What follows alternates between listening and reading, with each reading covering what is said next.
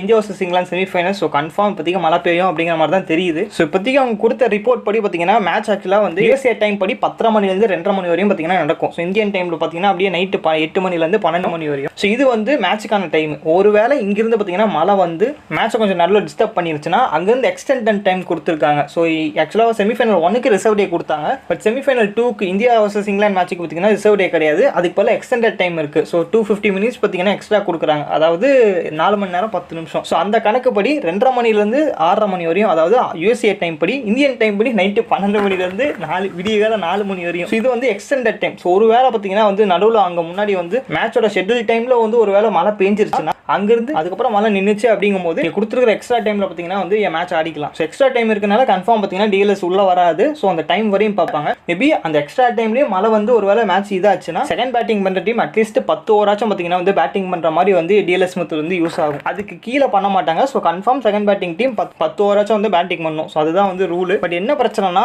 Extended டைம்லேயும் மழை வர மாதிரி பார்த்தீங்கன்னா இப்போதைக்கு ஷெட்யூல் இருக்கு. இப்போதைக்கு இருக்க ரிப்போர்ட் படி யூஎஸ்ஏ டைம் படி 4:30 மணிலேருந்து பார்த்தீங்கன்னா மழை நின்றும் அப்படிங்கிற மாதிரி சொல்லியிருக்காங்க. அதாவது இந்தியன் டைம் படி நைட்டு 2 மணிலேருந்து பார்த்தீங்கன்னா மழை நின்றும். கன்ஃபார்ம் ஒரு ரிசல்ட் கேம் மாதிரி பார்க்கலாம். பட் மேபி அங்கேயே இதாச்சுன்னா இந்தியன் டீம் பார்த்தீங்கன்னா அங்கேருந்து குவாலிஃபை ஆயிடுவாங்க. பிகாஸ் அங்கேருந்து ஃபைனல் குவாலிஃபிகேஷனுக்கு குரூப் வைப்பாங்க. ஸோ இந்தியா ஆல்ரெடி பார்த்தீங்கன்னா குரூப் 1ல ஃபர்ஸ்ட் பிளேஸ்ல இருக்கனால அவங்க குவாலிஃபை ஆவாங்க. அப்புறம் 2 ஆயாச்சாமி இங்கிலாந்துக்கு ஒரு 3 காமிச்சு நேராக ஃபைனல் போக வேண்டியது.